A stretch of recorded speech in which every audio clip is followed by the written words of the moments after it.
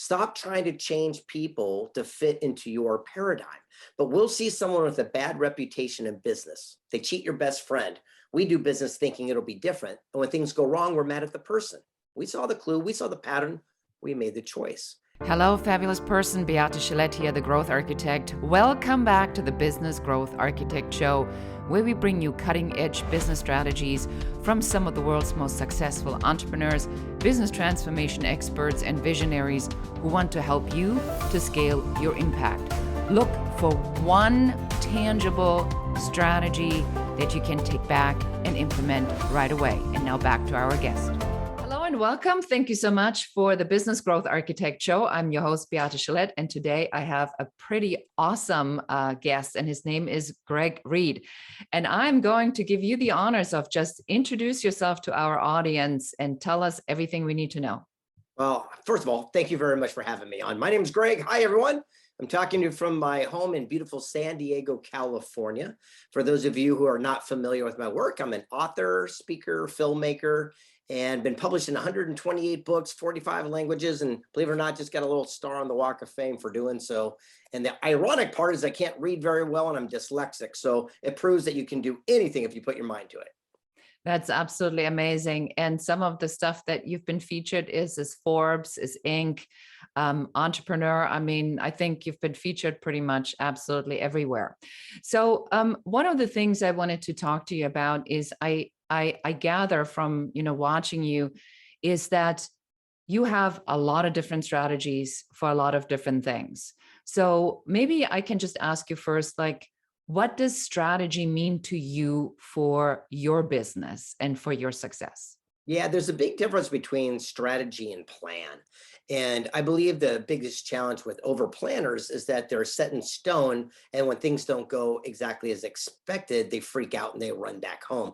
I remember I was interviewing a gentleman named Truett Cathy, who founded Chick-fil-A. And he said, the secret of success is to look for and capitalize on unexpected opportunities. I said, like what? He goes, if I'm on my sofa in my living room and I want to get to the end of the street, I have to have stickability. I won't quit till I get there. He goes, but a planner plans every step, or they're going to pause and take a break. If a sprinkler comes on, it freaks them out. They run back home. Not me.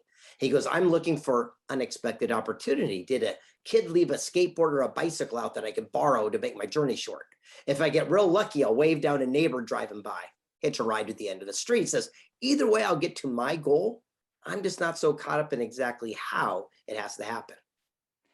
I like that a lot. So the difference between a plan and a strategy is a plan could be a hindrance, whereas a strategy is the destination clearly in your mind. Am I understanding this correctly? Yeah, I think a plan is the blueprint. It's the stickability I always say, because it's one of my best-selling books of no matter what, I'm going to get to that destination. The strategy is how it's going to transpire, understanding that it will, change from time to time. Everyone's heard the million cliches. If you fly from here to Hawaii, that's the plan, right? He goes, but how you're going to get there, you might have to go high, low, avoid clouds. It doesn't make a difference. They're not so caught up in the exact blueprint. I like that a lot. So would you share with us your favorite strategy? Yeah, surround yourself with people you have respect for and not people you have influence over. And this way that you do that is who is getting the exact results that you want for yourself today. And you ask those people for counsel. It's very, very important. Counsel versus opinion. Opinions based on ignorance, lack of knowledge, or inexperience, like your family, friends who've never done what you were about to venture upon. Counsel is based on wisdom, knowledge, mentorship. If I went to a family friend and say, I'm going to write a best-selling book, they might try to protect me to keep me safe because they know I'm dyslexic, plus they've never written a best-selling book. But if I go to Jack Canfield, who wrote Chicken Soup for the Soul, he's going to say, Greg, sit down. Here's what you need to know, and give you counsel based on wisdom, knowledge, mentorship. If we would spend our activity only seeking counsel and ignoring people's opinion, that's the day your life would change. I like that. That's very powerful. I think that, in the work that I do, a lot of times, I mean, we even like warn people to not talk to their families about their plans and say their job is to protect you from making a mistake. And they've been in the lane that they're in because that's the lane they know, and that's the lane that they protect, and that's the lane that works for them. Now, if you say that you're going to go outside of that lane, what do you think they're going to tell you? they're not going to say that, oh yeah, that's a really good idea. They're going to say, well, is that the right lane? Is that the right lane for you? So I want to dive into this a little bit further. So you said an opinion versus really getting good. Counsel. Yes. So how do you differentiate that the two? Is it the person, the authority that you go to? Are you doing your homework prior to that? What tips can you give our audience? Because I think you have a little bit more wisdom in this that we can Yeah, share. I don't think it's very complicated. We just find someone who's doing what we want to do, and I ask them. If you're a starving artist and hang around starving artists, you're just another aspiring starving artist. It's pooled ignorance. If I was an artist, I'd go to a local gallery and I'd sit outside and I'd say whose art's being pulled off the wall and being sold. And then I'd reach out to them and say, how are you doing it? And when I wanted to be a best-selling author, I went to the bookstore, I bought every best-selling book. I called every one of them and said, how does the system work? They taught me. Here we are today. If we surround ourselves with people that are getting the results that we want for ourselves, we can duplicate it. Even when I went to Africa and climbed Mount Kilimanjaro, I did not ask a dope smoking surfer here in California to take me to the roof of Africa. I found the porters that had climbed it 900 times. Wherever they put their boot print, I put my boot print. We can have anything and everything we want just by following that one simple action. So you are trusting the path that others have taken before you, and then you can follow that and you adjust. It's a proven path. I'm not trusting anything. I can see it, touch it, feel it. It's not faith. It's just common sense. So many people come up and say, here's what you need to do to invest your money. I say, wonderful. Can you show me your portfolio that you've done that? Well, I haven't done it yet. I just think you should. Well, I'm not going to listen to them. If someone comes up and says, hey, this is what you should do, I say, awesome. Can you show me your path that you did to do that? And if they can demonstrate that it makes sense, then heck yeah, I'm going to set them down and go, exactly, show me the blueprint. That's what it comes down to, is having the courage and the fortitude, not just listen to people's opinion, but to seek that counsel. So what advice would you have for somebody that says, well, that maybe works for you. You're a strong personality, but it would never work for me. Why would anybody even talk to me? What would you say to them? Well, I'm not a psychologist and I'm not a therapist, and I'd say it sucks to be you. I mean, I don't know what to say. I will say this, is that the most successful people are also the most available people. If you're brand new at something, you're happy-go-lucky, you're fresh, you're cool. If you're at the pinnacle, at the top of your field, you're happy-go-lucky, you got nothing to prove. If you're in the middle, you're a pain in the neck. You're filled with ego. You're edging God out. So literally jump to the front of the line. And people go, well, that's easy for you. Look, everyone watching this, you've never heard of me before. So guess what? When I call people, they've never heard of me either. I've never taken that as an insult. I just reach out with clarity and the doors of opportunity open. I'm going to teach you a little tip right now. I wish someone would have taught me this when I was 20 years old. People ask what my one little tip is to open up the doors to meet the amazing humans that I have. And it comes down to specificity. For example, if I want to get to the founder of NASCAR, what I'm going to do is I'm going to say, I need 12.5 minutes of your time. That's all. I'm working on a new best-selling book. I'll cover all my own costs and expense to get to you. From the moment I open the door to the moment I leave will be 12.5 minutes. I'll start a stopwatch. When it goes off, I promise I'll exit. The question will be, is XYZ. The chance of them coming from their office down to the break room to do that is so high. But unfortunately, people say, I want to pick your brain. I want to take you to lunch. I want to take you to dinner. It's awesome. It's nice, but no one wants to go do that. So with that specificity, the doors of opportunity suddenly fling open. I love that. I've never heard of that before, but you're absolutely correct. When people do reach out, a lot of times they do say, it's almost like they need to talk to you to figure out what they want from you. And that you don't have. That I have no time for. For example, if I could go to a stage and there's 10,000 people and I get off and there's a long line of folks that want autographs and pictures and stuff, it's wonderful. And they say the nicest things. How can I work with you? How can I be of contribution? How can I be of service? I don't got 30 minutes for a resume check. Imagine that to someone coming up saying, dude, love your presentation. I went to your Instagram. You got 1 million followers. I make really cool memes. Let me send you one. If you like it, maybe you use me. 8 seconds. I know who you are, what you do. You got my cell phone and we're in contact. That's the difference between success and the people who just talk about it. So I love that. The clarity in the approach for the ask is really critical. I agree with you. The further up you go, the more professional people are and the more willing they are to share. But you cannot waste their time. You have to be clear about what it is that you're asking for, and you have to tell them what they can expect, and they'll tell you if they can or cannot do that, and then you'll take that at face value. Exactly. I mean, just this last week, I'm working on a new project. It's called The Secret of Happiness. It's a documentary and a new book.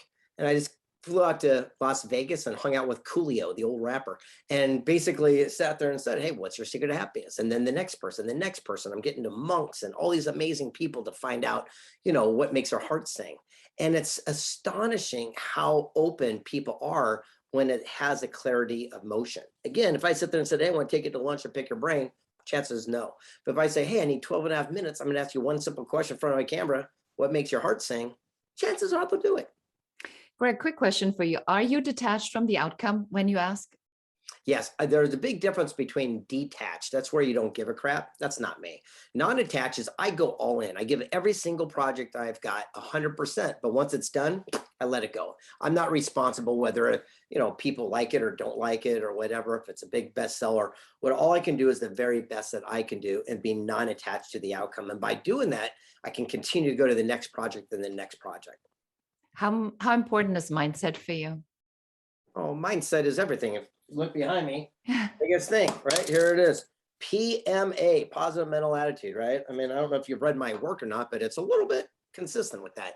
And the idea is if you can, I'll tell you this, if someone wants to open up a door of opportunity, someone with enthusiasm and a positive mental attitude will open up those doors 1,000 times more than someone with a kick-ass business plan.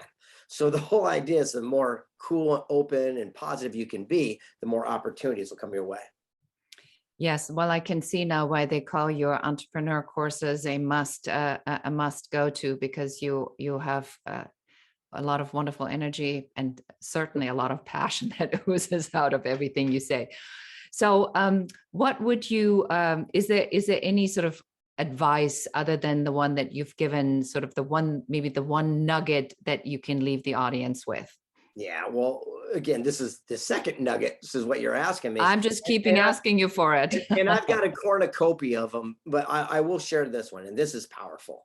CPC. Everyone, if I could teach anyone a single thing, it'd be this. CPC. It's an acronym that stands for clues, patterns, choices. It's about accountability and responsibility for every single thing that happens. It is your fault. It works like this. I'm a single guy. If I go out on a first date with an amazing woman, she happens to be 20 minutes late, anything could have happened. But there's a little red flag, and that's my first C. It's called a clue. But if I like her and I continue to date her, and every single time she's 20 minutes late, that forms a P, which stands for a pattern. Now it's my other C, choice, whether I deal with it, I yell at her, I break up with her, but it's not her fault. She's just late. Stop trying to change people to fit into your paradigm. But we'll see someone with a bad reputation in business. They cheat your best friend. We do business thinking it'll be different. And when things go wrong, we're mad at the person. We saw the clue, we saw the pattern, we made the choice. It'd be the equivalent of seeing a rattlesnake rattle bite your kid's sister. You go to pet it, get bit, and you're mad at the snake. Looking back in life, rarely will we be angry at relationships that failed, negotiations that fell through. We're just mad at ourselves because we stayed in too long, because we saw the clues, we followed the patterns, but we made our choices late. I love that. That's very powerful. I think that's very true. A lot of people look at, are angry that people are consistent in their behavior pattern and say, if they'd only change. I don't think, I agree with you. I don't think that leads to much. So in wrapping this up, where can we find out more about you? Where can we go find your courses? Tell us how they can connect with you. Well, I appreciate you asking. Just go to Instagram. Greg S. Reid is my Instagram. It goes right to me. If you send me a direct message, I don't like to talk about the weather, what your kids had for breakfast. But if you sit there and say, hey, I'm working on this project, what book should I read? Who should I connect with? I promise you, I'll reach out to you right away. Specificity opens up the doors. And for those of you who'd like to come to one of our Secret Knock events, just go to secretknock.co and leave an application. We'll go from there. Thank you so much for being here. I appreciate your candor and your passion, and we wish you the very best. And thank you so much again for sharing with our audience so much about you and your secret knocks. We'll see you later. Bye. And that's it for us today. Thank you for listening and watching the Business Growth Architect Show. I enjoyed having you here. And for accountability, just take one of the strategies that you have heard, one thing that you can implement in your business immediately. Please leave comments. Don't forget to like and share this show. And if you have any questions about business, please put them in the comments. We are here for you. We're here to support you and help you to grow, build, and scale your own business. For more advice, please check out our website in the show notes below. Thank you again. This is Beate Gillette, the Growth Architect, and goodbye.